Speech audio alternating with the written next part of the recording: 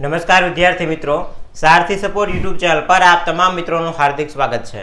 तो आज वीडियो अंदर गुजरात बोर्ड द्वारा धोरण 10 और 12 विद्यार्थीओ माटे एक सरस मजानी खुशखबरी आपेली है। तो ए खुशखबरीनी आज आपणे बात करवाना छीए, जेनी असर सीधी तमे तमारी जे परीक्षाओ छे ए परीक्षा उपर थवानी छे। तो एना विषे आज आपणे माहिती मेळववाना छीए, प्लस तमारुं रिजल्ट क्यारे आवी शके छे एनी पण थोड़ी घणी माहिती मेळववाना छीए। पूरक परीक्षा विषे थोड़ीक माहिती लेवानी छे। राइट, आ बधी माहिती आजना विडियोनी अंदर मेळववाना छीए, तो विडियोने अंत सुधी जोता रहेजो।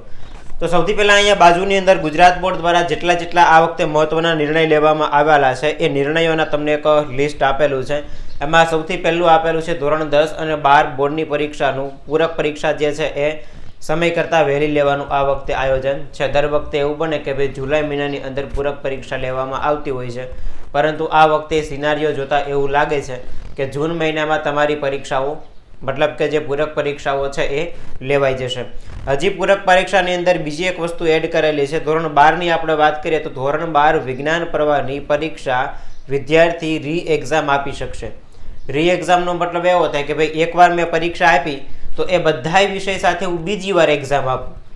हवे बीजी वार एक्जाम शुं काम आपू तो कि भाई पहेलुं कारण छे कि भाई मने जे मार्क मळ्या ए मार्कथी मने संतोष नथी। मने एवुं लागे छे कि भाई हूँ बीजी वार ट्राय करूँ, बीजी वार परीक्षा आपू तो मने मार्क वधारे मळे एम छे। तो हवे तमे धोरण 12 सायन्स प्रवाहमां, खास याद राखजो, विज्ञान प्रवाहमां री एक्जाम आपी शकशो।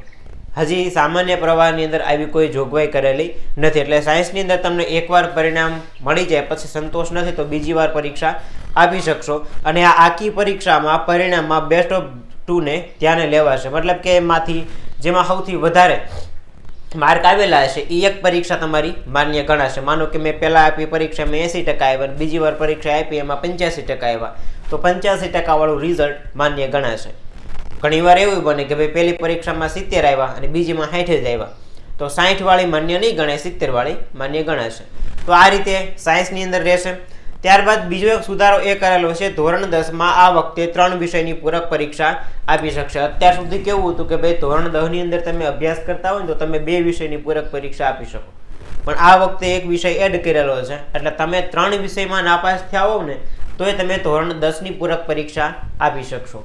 અને બીજું ધોરણ 12 સામાન્ય પ્રવાહ એટલે કે આર્ટ્સ અને કોમર્સ, આમાં તમે 2 વિષયની પૂરક પરીક્ષા આપી શકશો। અત્યાર સુધી બોર્ડનો નિયમ એવો હતો કે ભાઈ તમે કોઈ એક વિષયમાં નાપાસ થયા હો તો તમારી પૂરક પરીક્ષા લેવાય, જો 2 વિષયમાં નાપાસ થયા હોય તો પૂરક પરીક્ષા ન લેવાય, તમારું વર્ષ બગડે અને બીજા વર્ષે તમે પરીક્ષા આપી શકો।